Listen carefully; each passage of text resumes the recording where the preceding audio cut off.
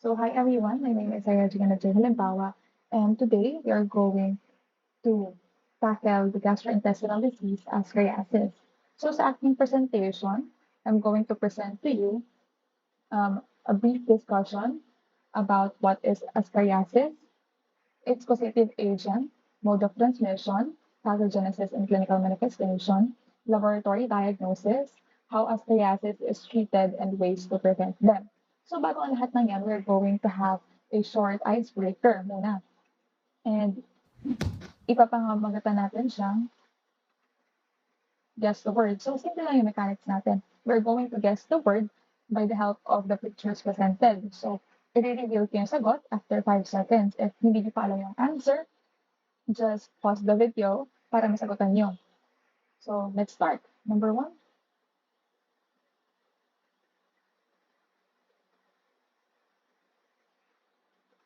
So, yes, ang sagot ay helmet. So, next one is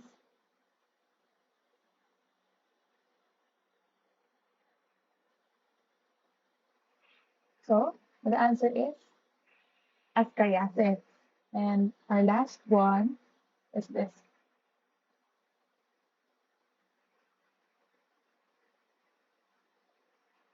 So, it is small intestine. So, ngayon, malalaman natin kung ano nga ba talaga yung ascariasis. So, yung ascariasis, ito yung pinaka-common na roundworm infection. And because it affects mostly 1 billion people of our population. And widespread din siya because makikita mo siya um, anywhere sa ating sa Earth. And mas prevalent lang nga siya sa tropical and developing countries because of poor sanitation, inadequate restrooms, and poor yung sewage systems nila. Mas prevalent din siya sa children because syempre, yung mga bata mahilig maglaro sa labas and then maglaro sa mga lupa, ganyan. So, hindi natin namamalayan na yung kamay pala nila ay naisusubo na merong impregnated egg ng Ascaris, which is yung causative agent niya. So, kaya mas prevalent siya sa mga bata. So, yung Ascariasis din, it is an intestinal parasite of humans because the Ascaris matures and reproduces at the small intestine. So, yung Ascariasis, ito yung mismong tawag dun sa infection caused by the roundworm Ascaris lumbricoides. And kapag yung worm na yun is lumala sa ating katawan, tinatawag siyang parasitic infection. Ang main na causative agent ng Ascariasis is the Ascaris lumbricoides. Siya yung pinaka-malaking intestinal nematode sa ating mga tao because yung range na is nag-range siya ng 15 to 40 centimeters long.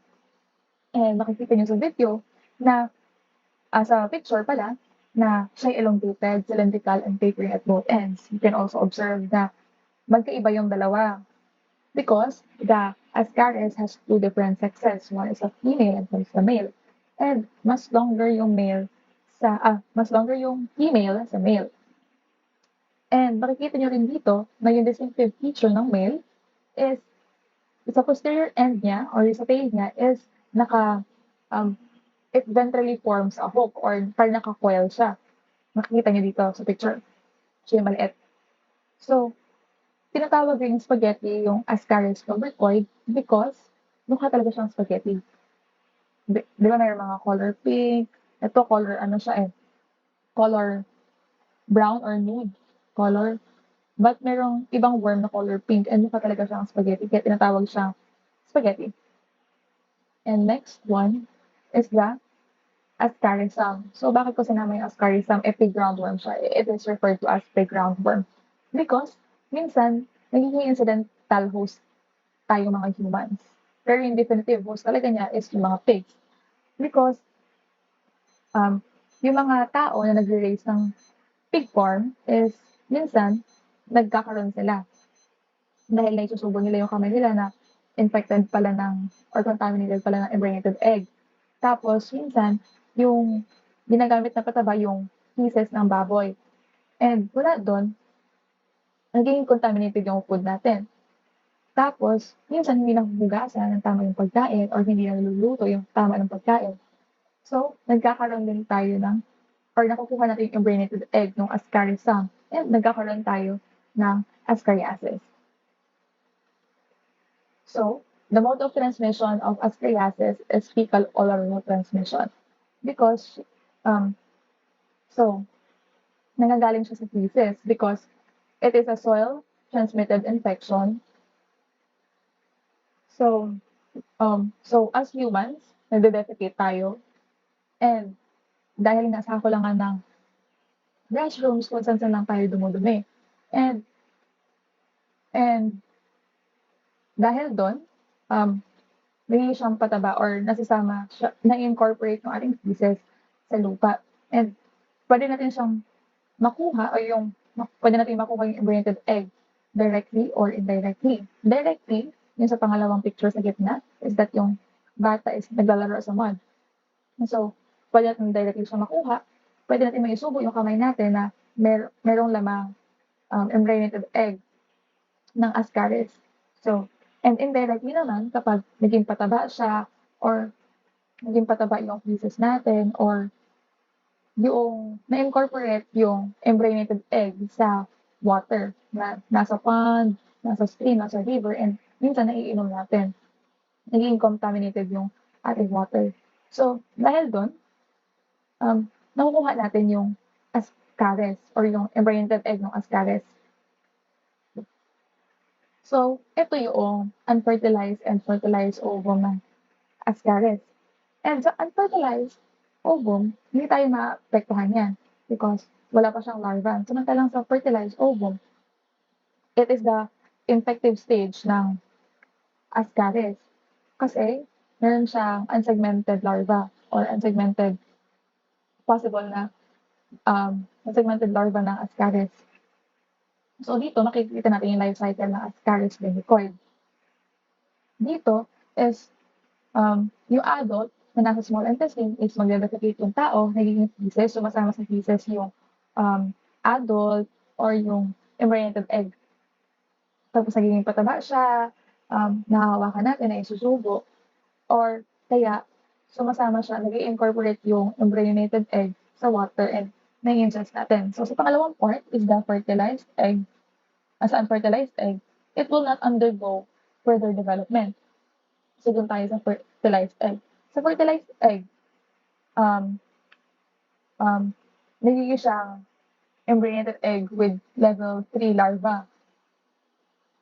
Tapos, after nun, pwede natin siyang ma-ingest and nahahatch siya after ingestion.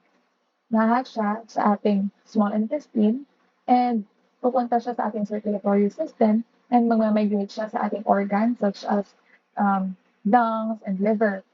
So, syempre, umuubo tayo or sumusuka, tapos minsan nasuswallow natin ulit. So, yung larva na naiuubo natin is minsan nalulunok natin and bumabalik siya sa gastrointestinal tract natin or sa ating small intestine. So, doon na nagpaparami, doon na nagmamature, doon na naglilay ng eggs, yung mga larva na napunta sa gastrointestinal tract natin. And, ayun, nauulit-ulit yung cycle na yun. Magde-defecate, so ulit-ulit. So, ito is the pathogenesis. So, the ingestion of impregnated egg um, through contaminated soil, water, food, and particularly sa mga areas na for yung sanitation, dun tayo nakaka-ingest ng impregnated egg niyan. So, after ingestion, after few hours, the eggs will hatch into larva in the intestine, especially dun sa duodenum. Yung color, sa baba lang ng stomach, after ng stomach, yun yung duodenum. Dun siya nag-hatch. And after hatching, magmamigrate yung larva. The larva that has been released will penetrate the intestinal wall or dun sa ating intestinal mucosa and will enter the bloodstream or yung ating lymphatic system. And wala dun, the larva will be carried away. So, dadalhin siya ng ating blood sa other parts of the body. So, pwede siyang makarry sa ating liver, sa ating lungs. So, magmamigrate yung larva sa ating lungs. And, tinatawag yung migration na yun ng larval migration. And sa lungs, the migration through the lungs is the larva will penetrate naman the alveolar wall and migrate sa respiratory tract natin na eventually reach siya sa ating pharynx because umuubo, sumusuka, and after na yun, na masuka natin or maubo natin, minsan nakakalimot tayo ng ilan. So, nasaswallow natin ulit yung larva and will return naman ulit sa ating gastrointestinal tract or sa ating intestine. So, after swallowing, magmamigrate na siya sa ating small intestine, doon na siya magmamature, doon na siya mag-produce ng egg and reproduction for mating. And tumatagal yung ascaris ng 1 to 2 years sa ating katawan. And mula doon, magde-defecate tayo and uulit lang yung cycle. So, ito, sa picture na to, makikita natin na yung parang mga white dun sa ano na, sa may x-ray part na makikita tayong mga whitish, is yun yung mga adult worm sa ating lungs. And sa left naman, the ascaris migrated in the intestine. Makikita natin sa intestine, nakikita mo yung whitish talaga na parang may kumain ka ng spaghetti. Ito, parang kumain ka ng spaghetti. So, ngayon, is the clinical manifestation. Kadalasan, ascariasis is asymptomatic. Hindi natin napapansin. Nalalaman lang natin siya kapag nagiging nagiging nagiging payat or parang kulang sa sustansya yung bata. Nakikita naman natin sa physical appearance yun. And napapansin natin na mabagal yung kanyang pagtangkad or pag-develop. Mapapansin din natin sa overtime na lumalaki yung tiyan ng bata kapag merong bulate sa tiyan. So, kapag naman yung roundworm natin ay nasa ating lungs, pwede tayo makaranas ng cough or para tayo nasusuka, and wheezing or shortness of breath or dyspnea, chest discomfort, blood in the mucus, aspiration, pneumonia. Hindi siya ganun kadalas na makita or maging symptoms ng ascariasis. And fever, pneumonitis, and eosinophilia or tinatawag nating Loeffler syndrome. Yung Loeffler syndrome naman is yung pagka-present ng wheezing, nahirapan na huminga, dyspnea, non-productive cough or yung dry cough, hemoptysis or yung pag-ubo ng may kasamang dugo, and fever. So, lahat yun tinatawag nating Loeffler syndrome. And ngayon, pwede natin makita or maging signs and symptoms yung nausea, vomiting, yung hindi ganun kadalas yung pag-defecate mo, or minsan naman diarrhea, intestinal blockage, kaya lumalaki yung tiyan ng may mga bulate sa tiyan, loss of appetite, visible worms in the stool kapag malala na i-defecate na rin kasama yung worm. Or minsan, meron tayo nakikita na lumalabas sa bibig, sa ilong, yung worm. And nagkakaroon tayo ng abdominal discomfort or severe pain. Nagkakaroon din tayo ng weight loss because yung ascaris is nakukuha niya lahat ng nutrients. So kaya nawawalan tayo ng nutrients. And nagkakaroon tayo ng weight loss. So growth impairment in children. So dahil din yun sa malnutrition, kaya ganun. So, yung ascariasis can cause complications tulad ng intestinal blockage, appendicitis, because it can block the appendix and mapuno yung appendix. So, magkakaroon ng appendicitis, duct blockage, and nutritional deficiency. Is yung laboratory diagnosis. So, paano natin malalaman na meron tayong or infected tayo ng ascaris? So, one is the physical examination. So, sa physical examination, pwede nating ma-observe na may malnutrition yung bata, malaki yung tiyan ng bata or jaundice, and meron siyang abdominal tenderness and or um, abdominal tenderness na kinakos ng ascaris na yon. Stool sample. Itong stool sample na to or yung Kato-Katz technique is uh, ginagamit para makita yung presence dun sa stool or yung presence ng embryonated egg dun sa stool. And next is the serodiagnosis. Yung serodiagnosis naman is yung blood test or antibody test. And dito natin makikita if yung presence ng immunoglobulin kung meron para labanan yung infection. And next is the complete blood count or CBC. Sa CBC, malalaman natin doon because of elevated eosinophils. Kapag elevated yung eosinophils mo, ibig sabihin meron kang parasitic infection na because the eosinophils fight foreign bodies. CT scan and ultrasound or imaging, makikita natin dito or madi-distinguish talaga natin dito na present yung adult worm, merong present yung adult worm sa GI tract natin or sa lungs or sa liver. So kaya siya ginagamit na laboratory diagnosis. The next is how do we treat ascariasis?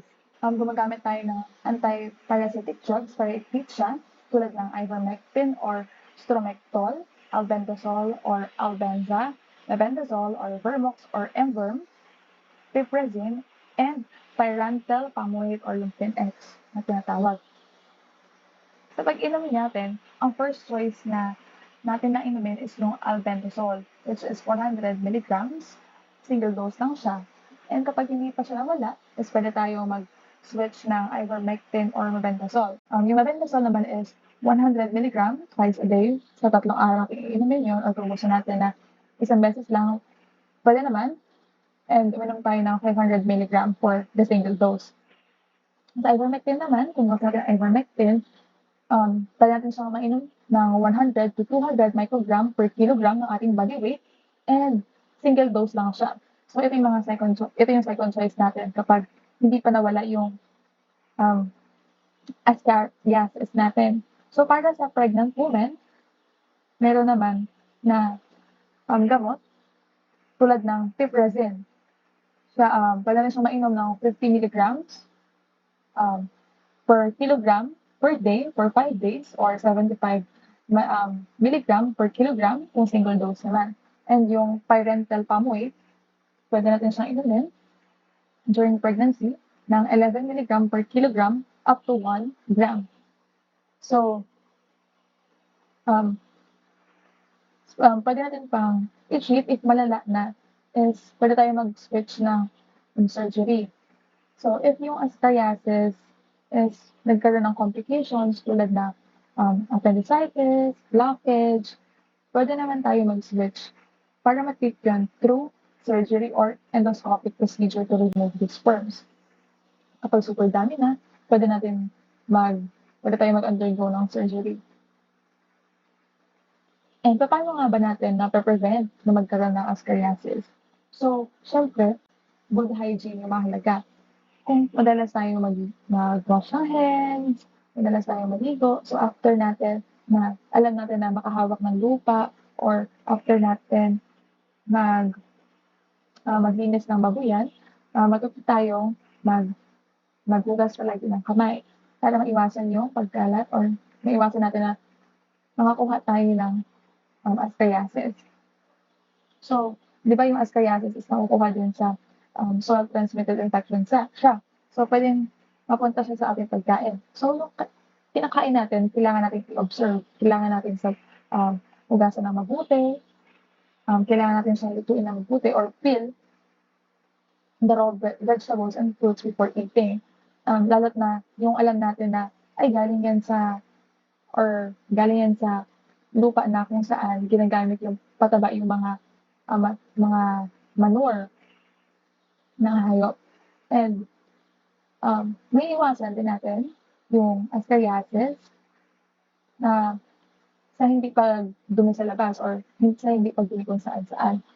May iwasan natin and magkaroon ng maayos na sewage disposal system para hindi mahalo sa malinis na tubig na pwede natin mainom.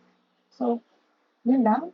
And um, gusto ko lang idagdag na wala pang vaccination available para ma-prevent natin yung ascariasis. So, here's my references and thank you again. Thank you everyone for watching. And before that, meron akong 1 to 5 na assessment. So, pwede niyong sagutan ito. And ito yung answer. So, number 1 is causative agent ng ascariasis is the Ascaris lumbricoid. And what do you call when the larva travel through the blood to the lungs and liver? Ito yung larval migration. Where does the Ascaris hatch after being ingested? Siya ay sa small intestine, especially sa duodenum. So what is the distinctive feature of male Ascaris to the female? Siya ay, ang posterior end niya is ventrally hooked or pa-hook yung kanyang tail. So how does Ascariasis is transmitted? So through fecal oral route transmission. So that's all. Thank you.